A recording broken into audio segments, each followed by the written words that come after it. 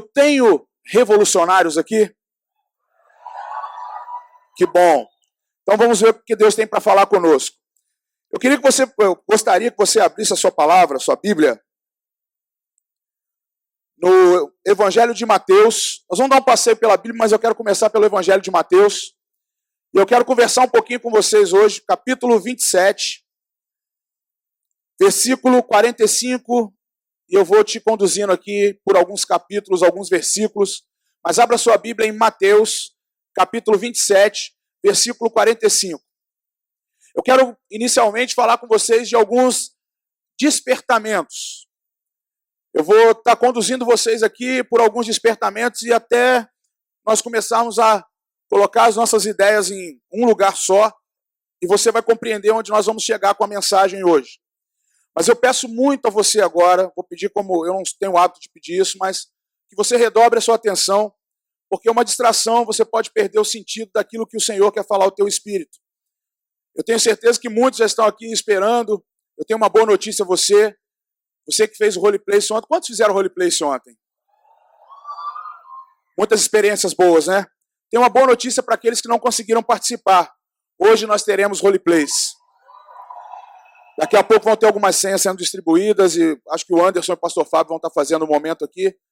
Você que não foi ainda, você que não conhece, eu te dou uma garantia. Experimente.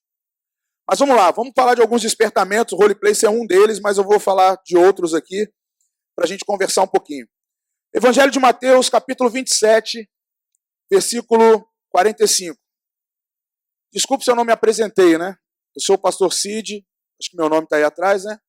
Alguns me chamam agora de Sidão da Rampa, porque eu estou numa versão mais ampliada, corrigida e ampliada.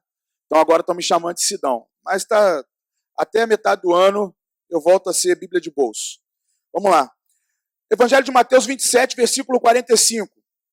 Desde o meio-dia até as 3 horas da tarde, houve trevas sobre toda a terra. Pessoal da luz aí, por favor. Eu sei que eu acho que o do altar não vai poder apagar, mas consegue apagar as luzes para mim? Apaga geral, por favor. Alô, técnica, mídia, Magno. Vê se consegue apagar mais. Consegue? Eu sei que está de dia lá fora, mas apague mais. Se puder apagar os holofotes aqui na frente também. Não sei se é possível. Isso. Agora fecha os olhos. Trevas fora e trevas dentro. Fecha os olhos. Desde o meio-dia, vai ter um momento que eu vou pedir para acender, tá? Desde o meio-dia até as 3 horas da tarde, houve trevas sobre toda a terra. Por volta das 3 horas da tarde, exclamou Jesus em alta voz, Eli, Eli, lama sabachthani, que quer dizer, Deus meu, por que me desamparaste, por que me deixaste sozinho? Alguns dos que estavam ali, rapaz, estou enxergando nada aqui, ouvindo isso, disseram, ele chama por Elias. E logo um deles, correndo, tomou uma esponja, encharcou-a em vinagre e pondo-a na ponta de uma vara, dava-lhe de beber. Fica aqui. Os outros, porém, diziam, deixa, vejamos se Elias vem livrá-lo. Versículo 50. E Jesus, clamando outra vez com alta voz, entregou o Espírito. Nesse instante, o véu do templo se rasgou em 2 partes, de alto a baixo, tremeu a terra e partiram-se as rochas, abriram-se os sepulcros e muitos corpos de santos que dormiam ressuscitaram. E saindo dos sepulcros depois da ressurreição de Jesus, entraram na cidade santa e apareceram a muitos. O centurião e os que com ele guardavam a Jesus, vendo o terremoto e as coisas que haviam acontecido, ficaram atemorizados e disseram, verdadeiramente este era o Filho de Deus. Estavam ali observando de longe muitas mulheres que tinham seguido Jesus desde a Galiléia para o servir. Entre elas estava Maria Madalena, Maria, mãe de Tiago e de José, e a mulher de Zebedeu. Capítulo 28, versículo 1 em diante. Depois do sábado, ao Ao nascer o primeiro dia da semana, Maria Madalena e a outra Maria foram ver o sepulcro. Houve um grande terremoto, pois um anjo do Senhor desceu do céu, chegou, removeu a pedra e assentou-se sobre ela. A sua aparência era como um relâmpago e a sua roupa branca como dos séculos. Os guardas tremeram de medo dele e ficaram como mortos. O anjo, porém, dirigindo-se às mulheres, disse: Não tenhas medo, pois eu sei que procurareis Jesus, que foi crucificado. Ele não está aqui, já ressuscitou, como havia dito. Vinde ver o lugar onde ele jazia. Agora, ide imediatamente e dizei aos discípulos que ele ressuscitou dentre os mortos e que vai adiante de vós para a Galiléia. Ali o vereis. Ora, eu vos tenho dito. Saindo eles apressadamente do sepulcro, com temor e grande alegria, correram a anunciá-los aos seus discípulos. De repente, Jesus lhes sai ao encontro, dizendo: Salve! E eles, aproximando-se, abraçaram seus pés e o adoraram. Então Jesus lhes disse: Não temais, ide dizer a meus irmãos que se dirijam para a Galiléia e lá me verão. Até aqui. Obrigado. Depois você põe bateria no seu celular, tá? Acende as luzes, por favor. Eu fiz uma primeira leitura aqui. Essa primeira leitura, eu vou falar de alguns despertamentos para você. Essa primeira leitura foi o despertamento da salvação. Há uma palavra aqui, embutida com muita força. Há um testemunho verdadeiro aqui nesse texto de Mateus, capítulo 27 e 28, dos versículos que fala da morte, da crucificação e morte de Jesus e da ressurreição de Jesus. Agora, imagine você, pensa comigo, algumas testemunhas estavam no dia da crucificação e estavam no dia da ressurreição, e logo depois eles começam a ter uma experiência com aquele que foi morto na cruz, que eles viram, testemunhas oculares, e logo depois testemunharam que o túmulo estava vazio, logo depois testemunharam que Jesus havia ressuscitado, logo depois encontraram com Jesus dizendo: Salve, estou aqui. Agora pensa você e eu, naquela época, essas pessoas começando a sair na rua, nas ruas de Jerusalém, nas ruas de Israel, dizendo que estavam com Jesus, alguém que havia sido crucificado e muita gente tinha testemunhado a morte dele na cruz, e que, olha, pasmem vocês, a galera aqui que gosta de séries aí, Walking Dead, gosta de assistir essas séries Supernatural, né? Assiste essas séries fantásticas. Você já se imaginou encontrando um amigo seu, uma amiga sua, e você dizendo para ela assim: olha só, o que você ia contar para ela? Você não sabe o que aconteceu, o que eu acabei de ver. Eu vi Jesus que ressuscitou, e no instante que Jesus morreu, o véu do templo rasgou em duas partes, do alto a baixo, a terra tremeu com o terremoto, partiram-se as rochas, abriram-se os sepulcros, e muitos dos corpos que estavam enterrados, estavam no sepulcro, começaram a andar em direção à cidade. E olha só, não tem mais. Saindo dos sepulcros, depois da ressurreição, entraram na cidade santa, apareceram aos seus parentes. E aí, imagine você contando essa história para alguém. Você já se imaginou contando uma história de alguém que saiu, que foi morto, e no dia que ele morreu, começaram a levantar os mortos, teve um terremoto na terra? Você já parou para pensar você contando uma história dessa? Isso parece uma história extraordinária, não parece? Uma história que está fora do normal, não é? É ou não é, gente? Parece história de filme. Parece que você está contando um capítulo de uma série que você assistiu, ou parece que você assistiu aquele filme Terremoto de San Andreas, lá com The Rock. Parece que você está vendo um filme fantástico, Hollywood, La La Land, ganhou o Oscar ontem.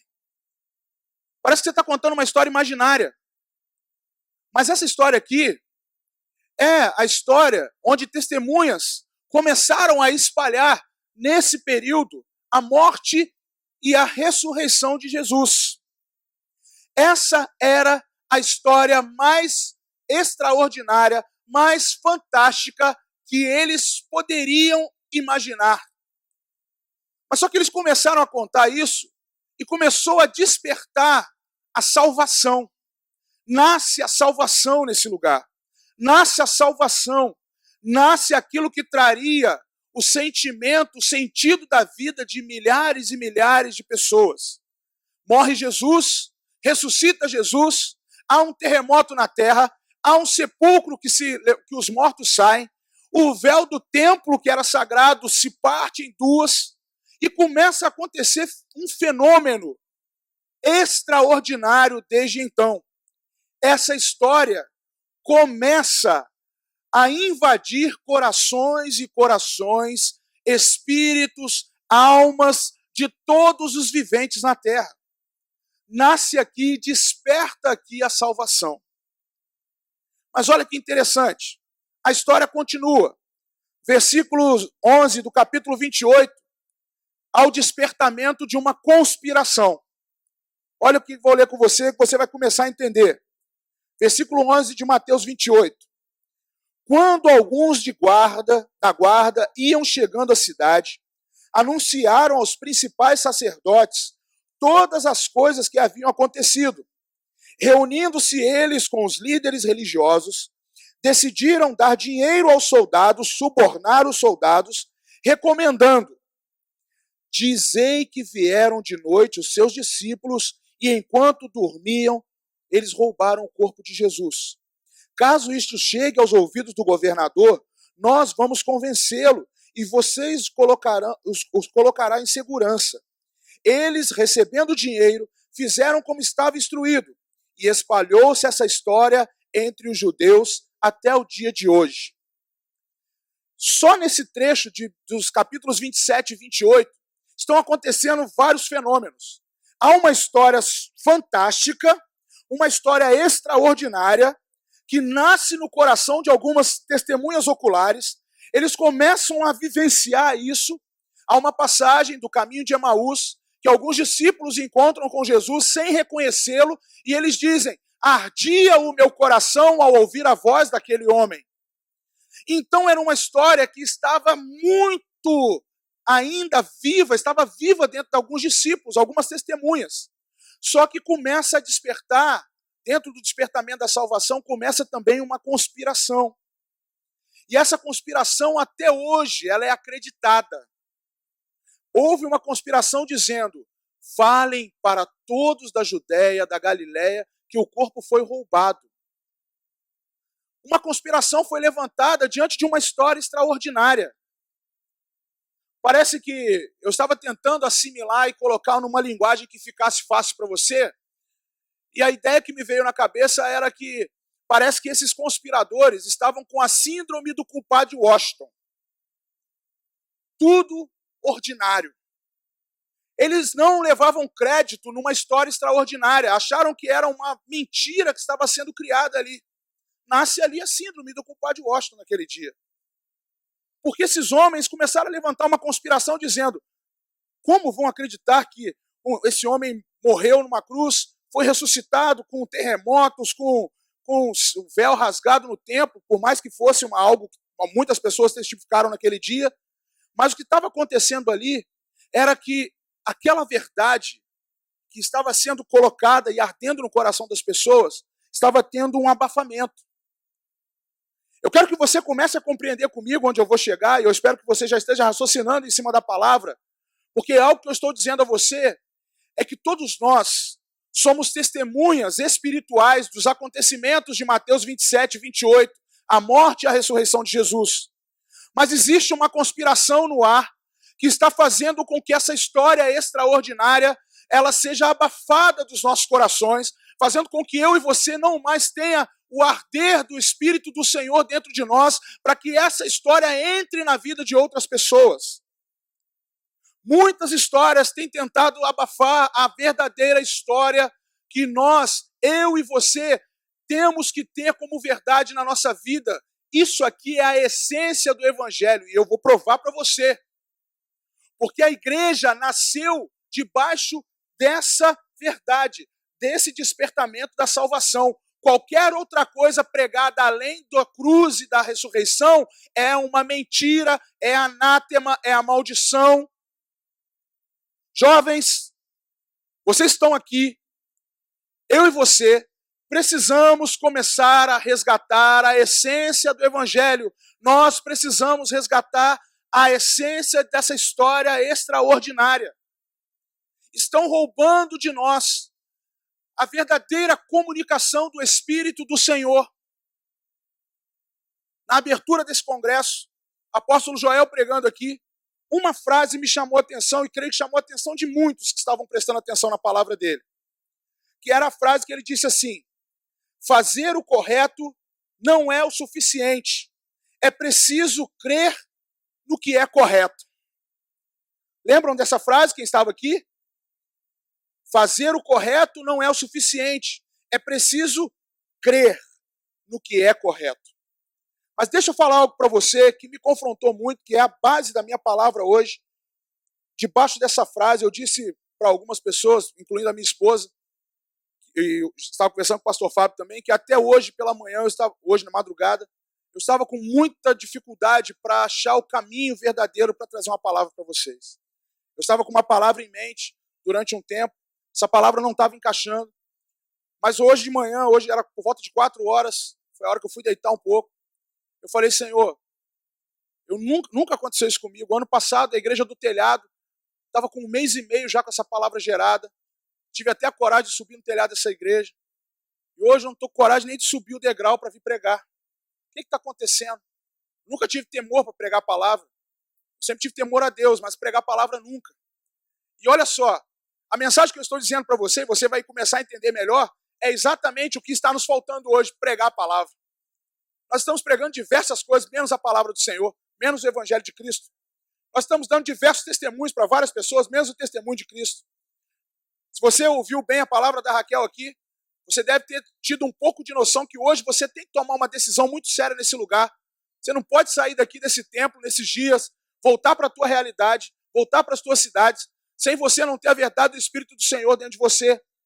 Me desculpe você que tem aí, está com a alma ferida, está com problemas pessoais, mas você só vai resolver problemas pessoais, almas feridas, se você verdadeiramente tiver o extraordinário dentro de você.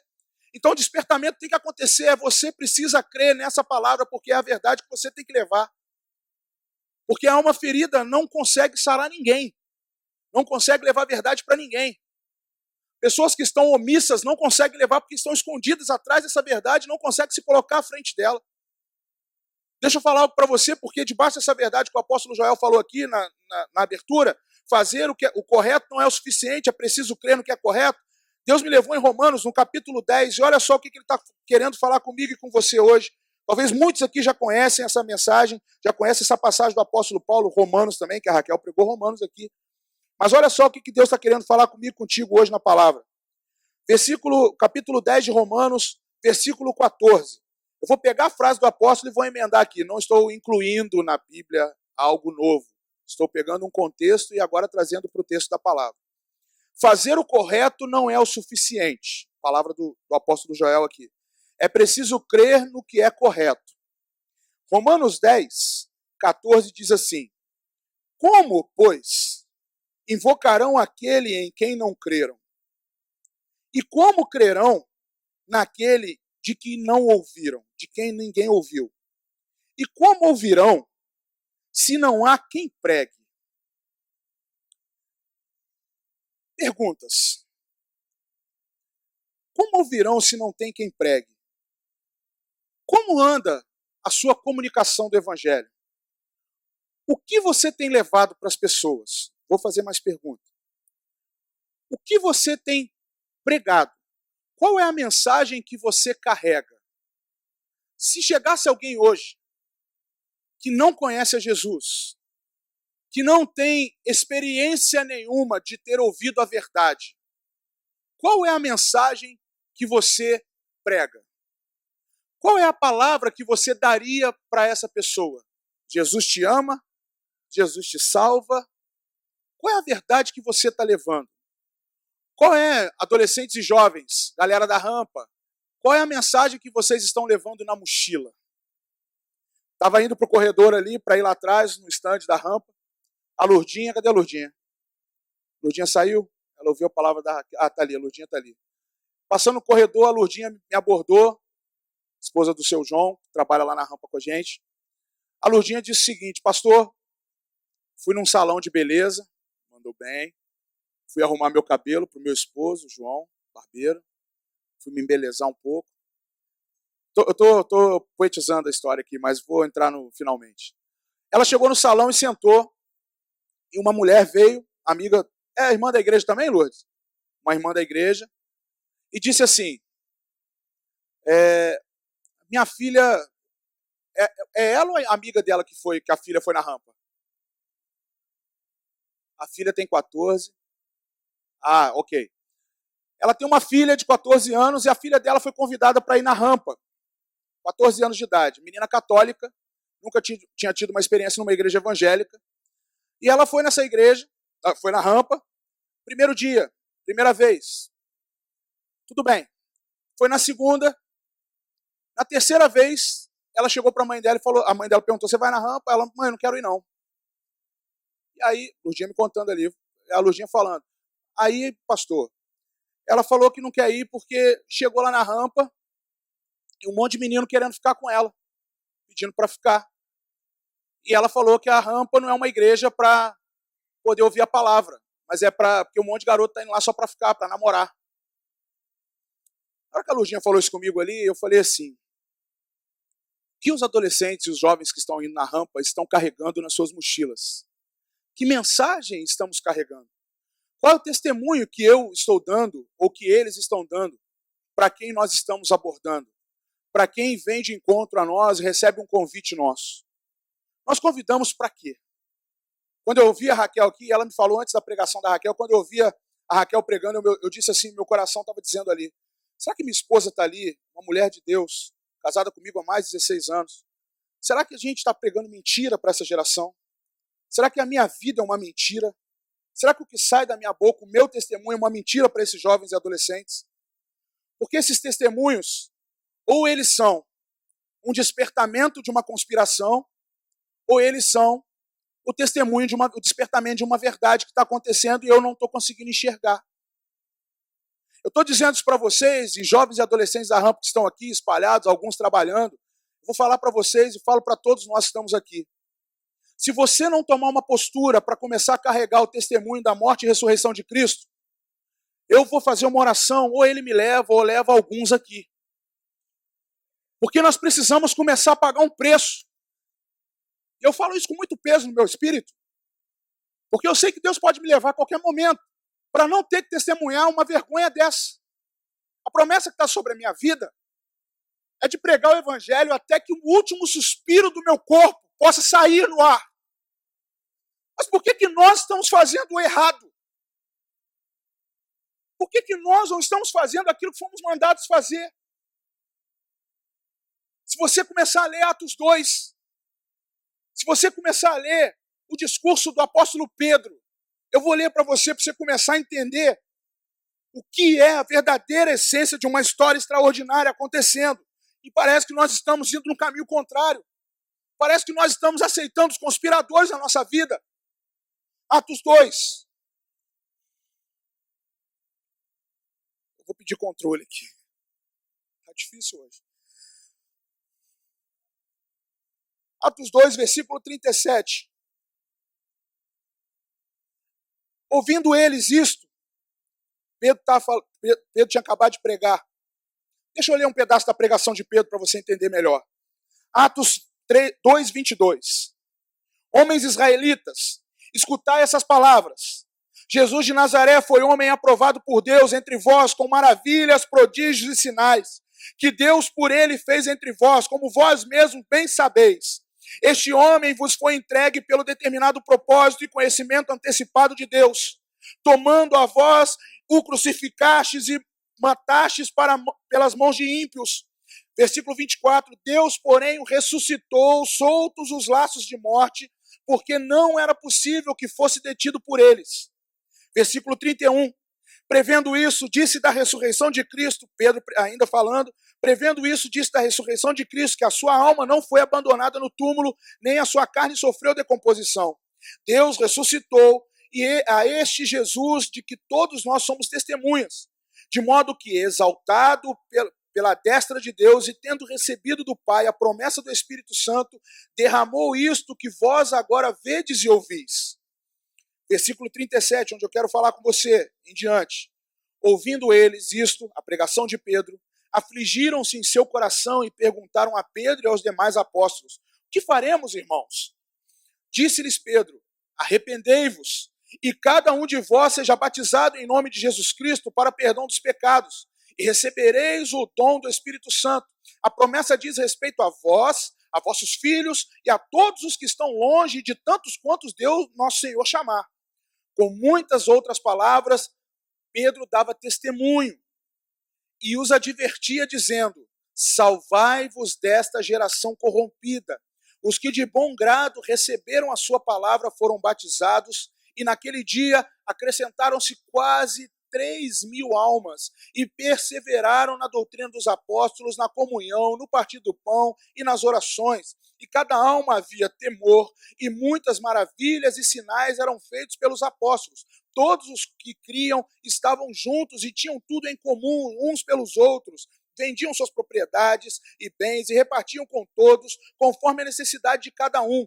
Perseverando unânimes todos os dias no templo e partindo o pão em casa, comiam juntos com alegria e sinceridade de coração, louvando a Deus e caindo na graça de todo o povo. E todos os dias,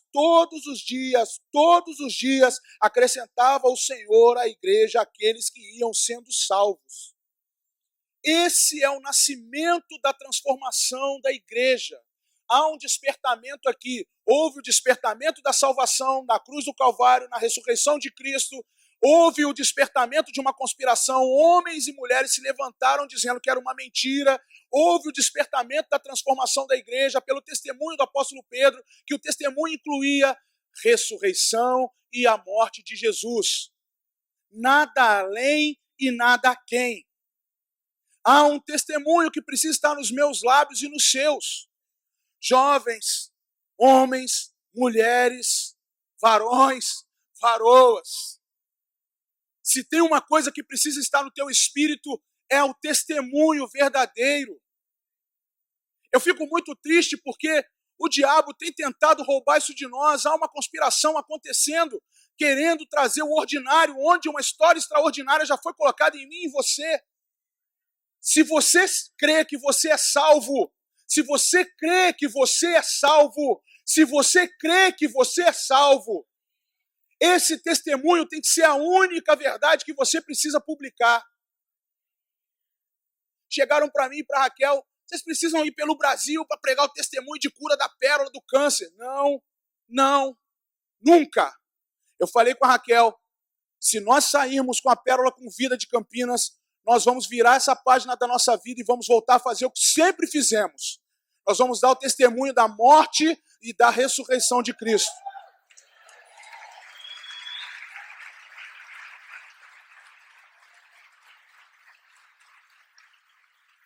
Eu falei com ela: se for para receber convite, para dar testemunho do que aconteceu, nós não vamos mais. Nós demos um testemunho aqui para a nossa igreja, porque era uma fidelidade que nós tínhamos com nossos apóstolos de testemunhar aquilo que vivenciamos lá. Mas depois eu disse a ela: nós não vamos para lugar nenhum mais para falar disso, porque nós já vencemos isso. Nós temos um propósito a seguir. Sabe por quê? Porque tem alguns de nós que ficam tentando resgatar o nosso testemunho, e é um testemunho que só fica preso em uma coisa apenas. Muitos de vocês aqui precisam despertar que o testemunho de vocês não é porque você foi liberto das drogas, não é porque você foi liberto da homossexualidade. Você foi liberto porque você creu nessa história extraordinária de morte e ressurreição de Cristo. Você acha que Pedro saiu pregando que ele um dia era um pescador, dono de uma empresa, e ele teve uma experiência, contato direto com Jesus e saiu pregando que ele era um empresário bem-sucedido? Não tem isso não existe isso. O cara só pregou as verdades do Senhor. Paulo era um homem super respeitado, temido até. Pequeno, mas temido. Os pequenos são temidos. Lá em casa eu tenho uma pequena. Vocês viram ela aqui hoje. Paulo era pequeno, mas Paulo era temido pela mensagem que ele carregava. Paulo, você não vê Paulo depois, ele conta até em 2 cartas, em Coríntios e em Tessalonicenses. mas por 2 momentos apenas. Ele conta aquela experiência de um dia ter ficado cego e ter sido visitado por uma pessoa na casa dele, dizendo que ele tinha que cumprir um propósito, que ele não ia ser mais perseguidor dos cristãos, mas que ele faria parte de um. Mas Paulo, o tempo todo, você lê as histórias dele, ele está testemunhando o quê? Morte e a ressurreição de Cristo. História extraordinária. Vou te dar uma prova aqui. Eu quero que você acorde para aquilo que vai ser lido aqui, porque eu acho que hoje é o dia de eu e você sermos despertados dentro de nós para esse extraordinário. Porque o despertamento da salvação já aconteceu, você está crendo nisso? Houve o despertamento da salvação, já aconteceu. A história que eu e você precisamos registrar para as nações já aconteceu. Você acha que pregadores, esses pregadores tops que vêm aí, vocês acham que eles estão pregando o quê? Morte e ressurreição. Tem o Daniel Colenda, grande evangelista. É Daniel, né? Daniel Colenda, né, professor Márcio? Grande evangelista, o homem está ganhando aí, tem registrado nas suas cruzadas mais de 1 bilhão de pessoas salvas em Cristo Jesus. Reinhard Bonk, mais de 16 bilhões de salvação em Cristo. Sabe o que esses homens pregam? Eles não pregam a história da vida deles. Nós é que registramos os fatos desses homens. Mas eles levam uma mensagem só, eles levam o despertamento da salvação. Eles levam essa história extraordinária. Nós precisamos começar a despertar essa geração, vocês que querem viajar, querem ser missionários, querem ganhar o mundo. Vocês querem ganhar o mundo para quê? Para tirar selfie? Vocês têm que ganhar o mundo para pregar a morte e a ressurreição de Cristo. E tem que começar a despertar para isso.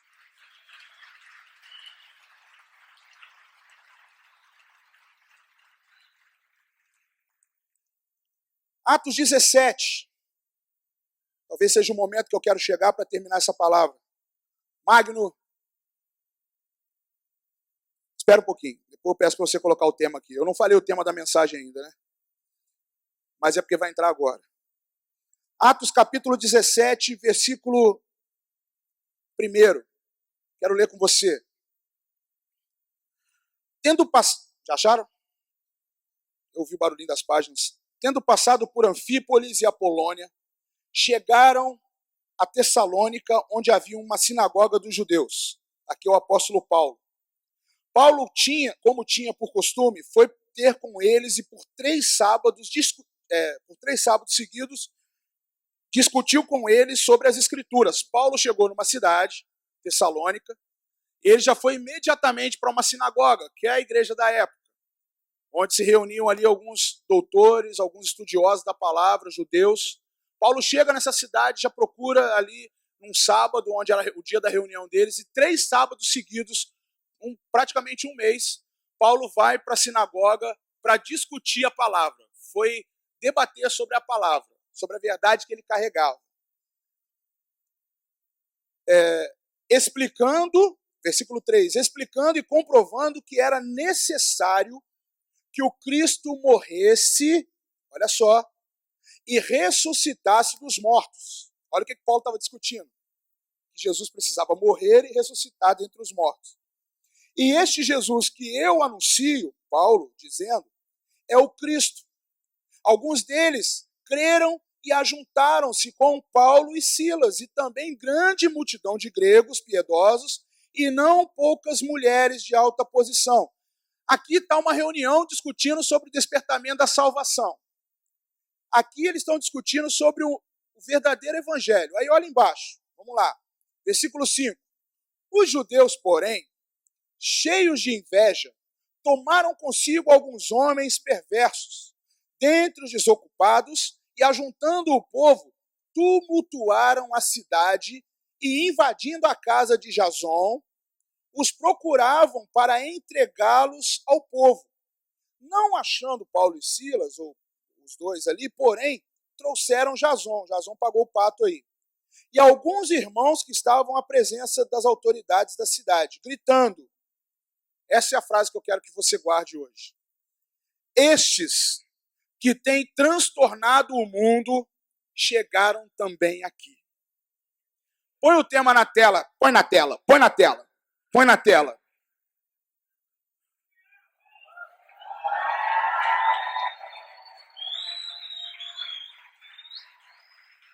Ei! procura-se jovens que transtornam o mundo. Eu tinha pedido a alguns amigos aí da nossa equipe de trabalho para ver se eles conseguiam uma obra na rua aí, na cidade, que eles conseguissem aquela placa, que eu ia colocar aqui aquela placa, desculpe o transtorno, homens trabalhando. Já viram essa placa em algum lugar quando você passa por aí? Alguém já viu? Transtorno é o quê, gente? A Bíblia está dizendo aí, não sei se a sua Bíblia, a sua versão está dizendo isso, pelo menos na minha aqui está dizendo. Estes que têm, na verdade, a minha está dizendo revolucionando. Quantos estão na sua Bíblia está dizendo revolucionando o mundo? Só a minha? Só eu que estou com a Thompson? Ah, legal. Quantos estão dizendo aí que alvoroçaram o mundo? Quantos a sua Bíblia está dizendo que transtornaram o mundo? Quantos estão sem Bíblia? Grande parte, né? Então vamos lá. Olha o que esse texto está dizendo para mim e para você. Depois que Paulo teve um tempo com os estudiosos, ele estava explicando, a Bíblia está dizendo, está sendo bem clara, explicando e comprovando que Jesus havia morrido e ressuscitado. Logo depois entraram os conspiradores, alguns religiosos, e chegaram dizendo assim, os judeus, porém, cheios de inveja, tomaram consigo. Aí eles foram atrás de Paulo e Silas, não encontraram Paulo e Silas, eles já tinham dado linha, encontraram Jason, que era o cara que tinha aberto a casa dele para receber os apóstolos lá, receber o apóstolo Paulo. Na verdade, na casa dele estava acontecendo uma RG, uma célula, e ele acolheu os apóstolos lá para poder estar falando sobre essas verdades da palavra. Só que aí acontece exatamente isso aqui. Um dos religiosos, um dos que estavam indignados, uns dos que estavam com inveja, uns dos que estavam conspirando, levantou essa frase. Estes que estão transtornando o mundo também chegaram aqui. Olha o que a palavra transtorno significa. Passa próximo aí, por favor. Pode passar. O que é transtornar? Transtornar é alterar a ordem de alguma coisa, revirar, desorganizar, causar um alvoroço, uma agitação, um tumulto, causar confusão por aquilo que está se falando. Os homens, os judeus religiosos, se sentiram extremamente incomodados com aqueles homens que estavam chegando com uma verdade que não era a verdade do mundo deles. O mundo aqui, em algumas versões, é o Império Romano. Eles não tinham dimensão de distribuição territorial fora dos territórios de Roma. Mas esses homens, Paulo, Silas, Jason, alguns incluídos ali, mulheres que foram começando a ser agregados, você imagina esses 3.000 que Pedro ganhou depois, os 5.000 que foram acrescentados, e dia a dia ia sendo acrescentado pessoas na igreja. Essas pessoas começaram a ser espalhadas e eles já estavam sabendo que esse burburinho estava sendo espalhado por toda a região do império. Eles começaram a causar transtorno onde eles chegavam. Eu não estou querendo pegar aqui a parte fiel das escrituras, porque isso aqui é um momento de frustração para o apóstolo Paulo. Há duas histórias seguidas aqui, Paulo em Tessalônica e Paulo com os bereanos, e logo depois Paulo em Atenas.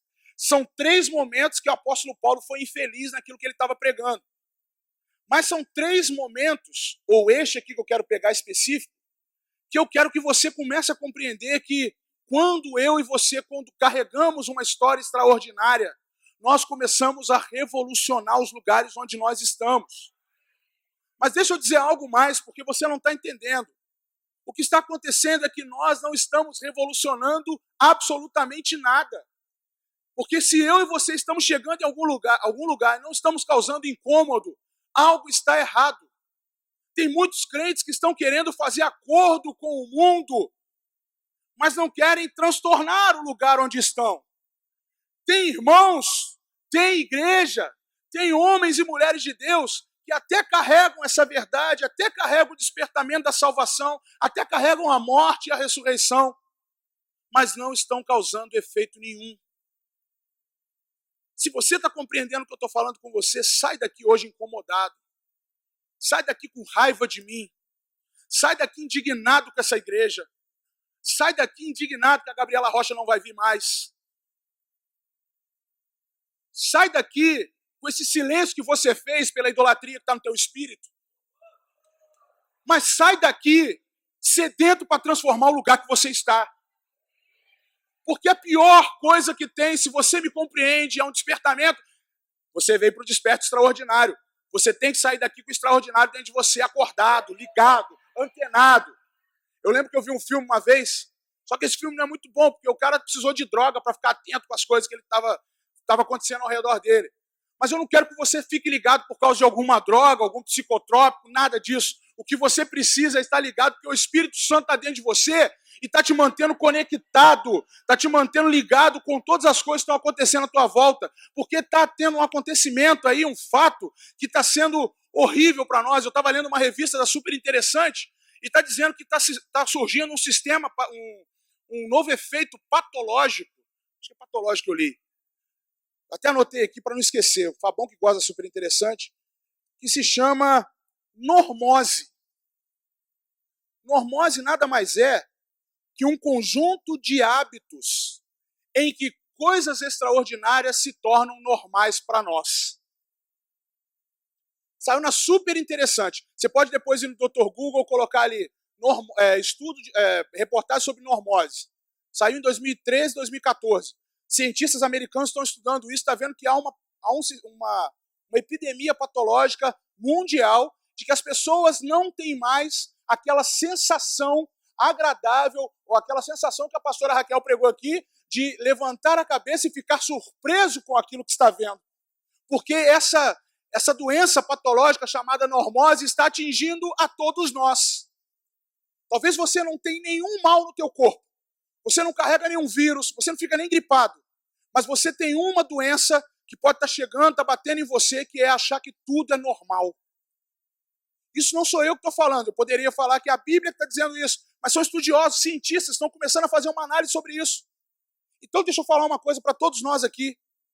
Se você achar que uma história de alguém que morre na cruz, que no mesmo dia que morre, o véu do templo se rasga porque ele já havia dito que ia acontecer, se um terremoto abalou a terra, se mortos levantaram naquele dia e voltaram a visitar os seus parentes, se ele ressuscitou o terceiro dia, se ele até hoje, 2017 anos depois, essa história ainda tem salvado pessoas e você está achando isso normal e não está entrando mais nos seus lábios, deixa eu dizer uma coisa para você, Deus hoje vai te tirar essa doença.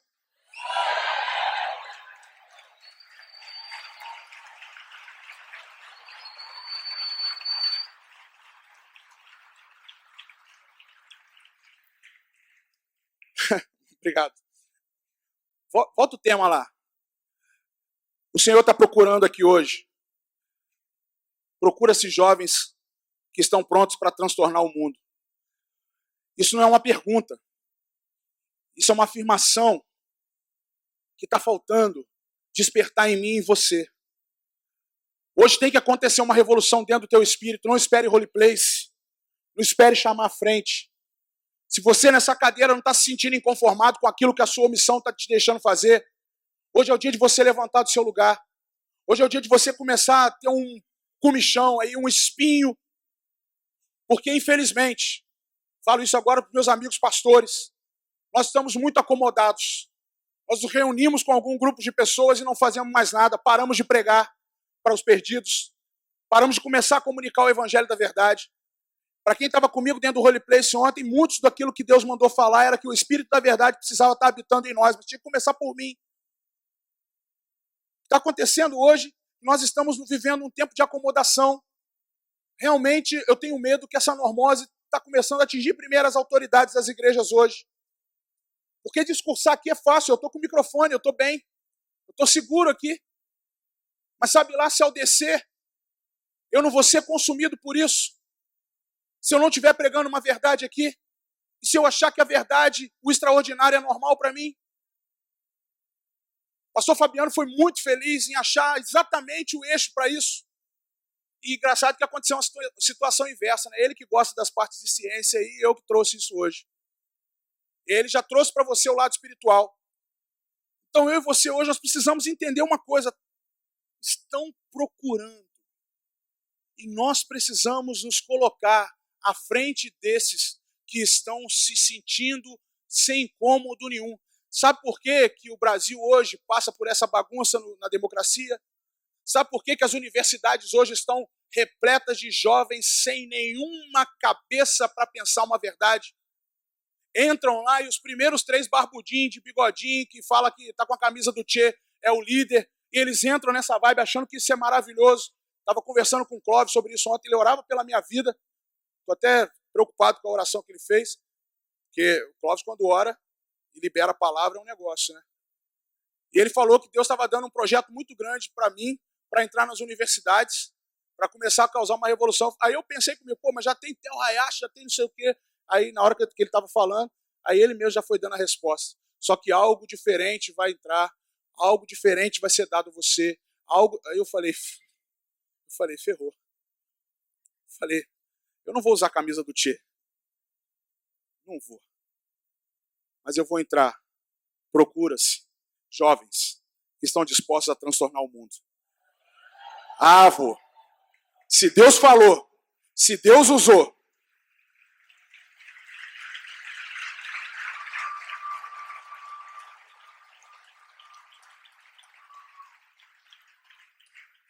precisamos fechar o grande abismo que está entre tomar uma atitude e uma geração sem atitude. Há um abismo enorme. Há um abismo muito grande entre nós. Nós precisamos, eu sei que aqui dentro tem jovens que têm propriedade suficiente para entrar em determinados lugares. Eu não estou cansando de falar do testemunho de alguns que têm andado comigo hoje. Estava conversando com o Nildo ontem, pastor de Poços de Caldas, falando do Renato. Levanta aí, Renato. Sua África está aí hoje? Está contigo aí? Manda os meninos levantar aí.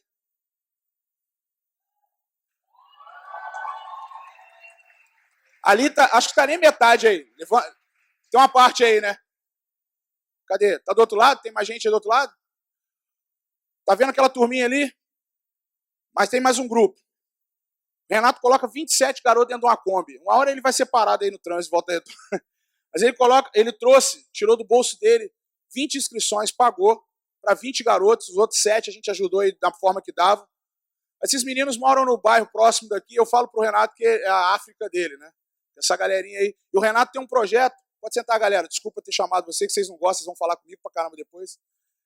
Mas o Renato tem um projeto de entrar em todos os condomínios do Minha Casa Minha Vida da cidade e começar a fazer evangelismo nessas áreas, porque esses garotos, todos eles não gostam que fala também não, mas são do bairro São Sebastião, alguns do Belmonte, e é um trabalho que ele tem feito lá, e ele tem... Você está com 2 Kombis? Está com 2, está indo para a terceira, né? Está orando por um ônibus, porque ele traz essa garotada toda para a igreja. Estou falando isso, né? Ele sabe, quem conhece o Renato, mais ainda a Salita, sabe que os dois... A Salita até fala bastante, mas o Renato é um cara muito silencioso. Está o Mike aí também, cadê o Mike? Mike está aí? Cadê o Mike, gente? Ah, o Mike está aqui também. São garotos que estão andando comigo, é uma galera que estava aqui na igreja por um tempo, eu sentei com cada um deles e falei, eu tenho um desafio para vocês, cara. Vamos começar a transtornar o mundo aí. O Mike estava sozinho, ele, a Carol, ele, a esposa. Estava com ninguém, discipulado com ninguém. Estava com jovem nenhum, caminhando junto. Cadê sua galera, Mike? Manda levantar aí. Quantos meses? Tem uma galera espalhada aí. Tá quantos meses? 5 meses, começou ele e ela fazendo sua reuniãozinha, está começando a chamar a galera. Eu não estou honrando aqui, mas eu estou dizendo uma coisa. Para aqueles que chegarem para conversar comigo, a única oração que eu vou fazer, tenha nos seus lábios a crucificação e a ressurreição de Cristo. Vamos começar a transtornar o mundo. Vamos começar a entrar nos lugares e começar a incomodar. Galera, a maioria dos meus jovens que estão aqui, adolescentes da rampa, deixa eu falar algo para vocês. Chegou o tempo, cara. Renan, eu sei que você está aí também, tá? Fica ligado que você é o cara também. Mas deixa eu falar uma coisa para todos vocês aqui. Essa galera minha aqui. Chega, gente. Chega dessa onda que vocês estão sendo envolvidos por lá fora. Você tem que fazer aquilo ali, ó, transtornar, virar do avesso, levar uma verdade que incomode as pessoas. Jovens das nossas igrejas de fora, externos, líderes que estão aqui. Nós precisamos começar a incomodar os jovens que estão caminhando com a gente, os adolescentes que estão caminhando com a gente. A verdade da palavra é o quê? Desperte para a salvação, desperte a transformação, desperte a igreja e desperte para o extraordinário, para começar uma revolução. Será até quando nós vamos precisar fazer congresso para ficar falando as mesmas coisas? Até quando? Segredo de um consagrado, do curral ao trono, falando de Davi. Até quando nós vamos precisar usar os personagens da Bíblia, falar de Sansão, como foi falado aqui ontem? Até quando? Até quando vai precisar que eu e você, a gente podia estar chegando aqui hoje, estar fazendo um seminário em fevereiro, um congresso em fevereiro, trazendo às nossas cidades os novos convertidos. Mas, infelizmente, a gente chega o período de fevereiro e a gente encontra as mesmas caras todo ano, com os mesmos problemas, pedindo para ir com as mesmas senhas para o Holy Place. Não está acontecendo mudança, está a normose, está na igreja. Nós estamos transtornando o mundo. Você está entendendo? Vocês estão entendendo a exortação hoje? Está entendendo, gente? Estou falando sério, vocês estão entendendo? E o meu pedido hoje é que você, agora, se você puder, comece uma revolução onde você está. Faz uma lista, 5 nomes, 5 pessoas de confiança, que têm faca no dente igual você, que têm disposição. Esses dias a Raquel me confrontava falando o seguinte: Cid, a gente tem que tomar cuidado porque alguns dos nossos jovens e adolescentes têm muito pouco tempo de convertido. E eles não têm ainda aquela experiência, passaram por discipulado, passar por uma RG, passar pelo batismo, tem que passar pelo encontro, tem que passar por isso, por aquilo. E eu fiquei pensando comigo, meu Deus, a Bíblia tem hora ali que ela está dizendo para mim diversas vezes que os caras eram batizados e eles já iam fazer aquilo que eles tinham que fazer, e a gente inventou processos no tempo. Nós inventamos muito. Sabe por que nós inventamos? Porque nós acobertamos o poder do Espírito Santo. Nós abafamos o poder de Deus, o poder da palavra sobre a vida dos novos. A Bíblia diz o tempo todo que os novos convertidos, eles sentiam arder o coração deles e queriam imediatamente levar essa mensagem para os outros. Só que os nossos jovens, nossos adolescentes, eles ouvem a mensagem hoje, sabe o que nós fazemos? Enfiamos eles dentro da nossa casa, de uma célula, enfiamos dentro da igreja e não fazemos nada. Nós estamos adubando uma geração, e o adubo que nós estamos fazendo, nós estamos apodrecendo essa geração. Cuidado você, jovem, que entrou na universidade já está com a mente podre. E a primeira coisa que você faz é condenar a igreja. Se você não sabe, a Bíblia diz que a igreja é a simbologia do poder de Deus na terra. Quando você fala isso, você amaldiçoa você mesmo. Você precisa conhecer mais a palavra. Você precisa colocar a tua fé em prática.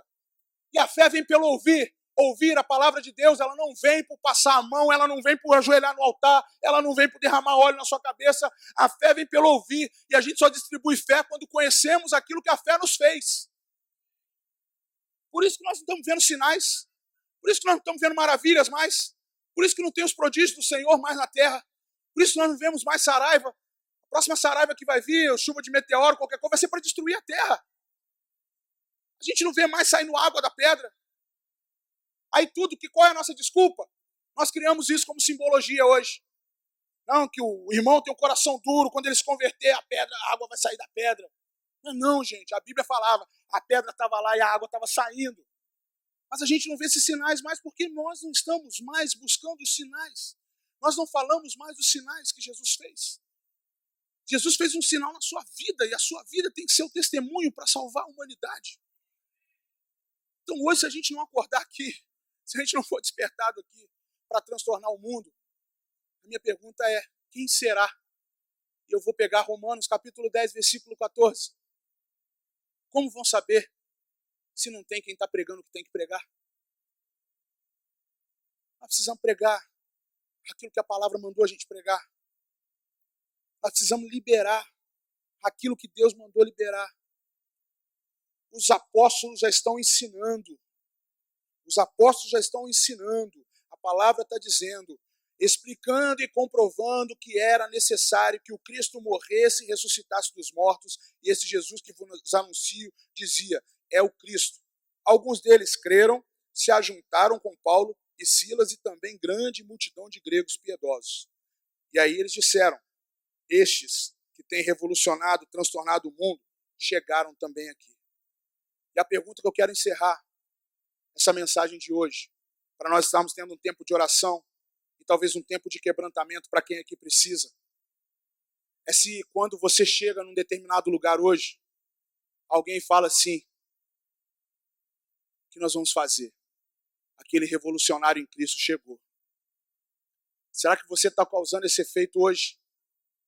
Será que você está causando esse efeito hoje? Será que você está causando o efeito? Vou te repetir as perguntas. Qual é a mensagem que você está carregando? Ah, pastor, eu não carrego porque vocês não pregam essa mensagem na igreja. Vai na rampa. Vai lá. A base da rampa é cristocêntrica. Todas as mensagens vão ter Cristo envolvido. Todas. Pastor lá que não pregar, não sobe mais. Todas. Se nas RGs não tiver, tiro da liderança de RG. Tiro da liderança de tribo. Porque nós temos que pregar Cristo. Foi para isso que fomos chamados. Testemunhar o evangelho verdadeiro. Está em falta em nós hoje.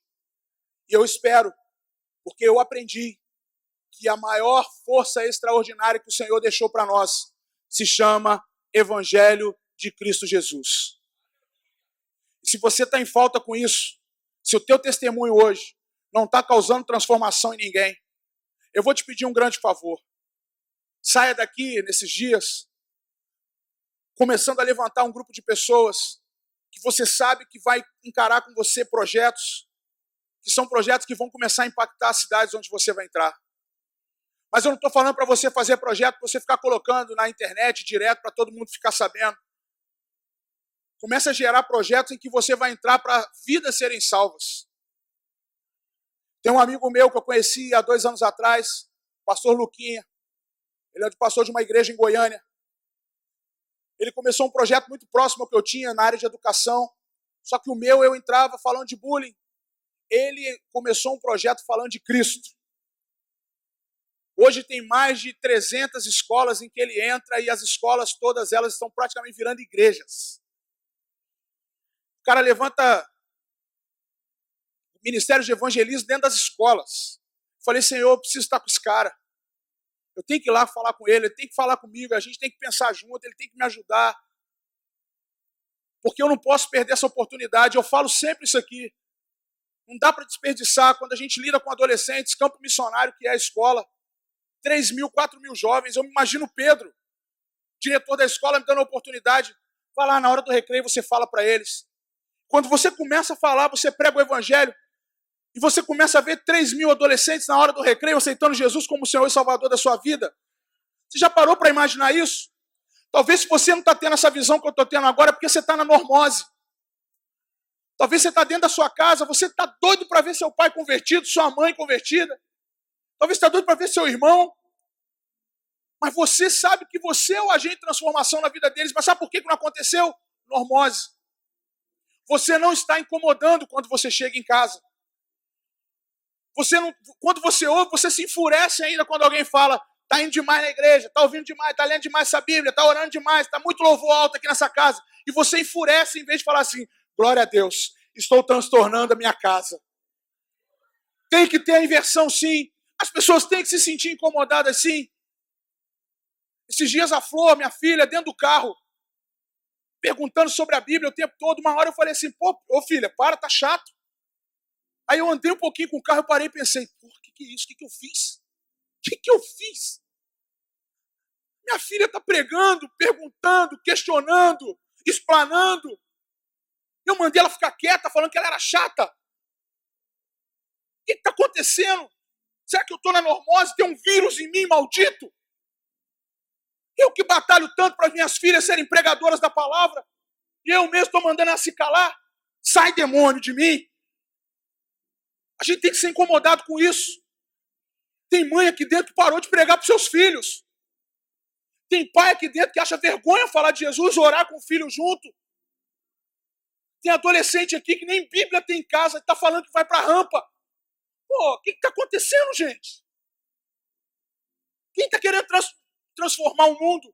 Aí você entra na faculdade, eu sou Che Guevara. Eu sou contra o PT. Ah, pô, me ajuda, né? Você tem que ser em Cristo. Esses amigos seus têm que saber que você segue algo diferente. Porque quem entrou na normalidade foi eles. Quebre essas barreiras filosóficas, a Bíblia diz sobre isso. Se você crê em Cristo Jesus, quebre as vãs filosofias. Mas você está comprando a bandeira errada. Você está precisando de quê? Você quer ser inserido no grupinho? Você anda com os anjos do Senhor, porra. Alguma coisa errada, gente.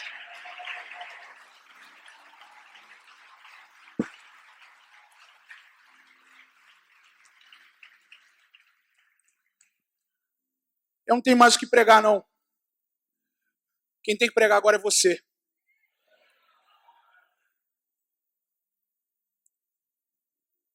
Para quem está na rampa comigo, para quem me acompanha nas redes sociais, eu vou me calar por um tempo.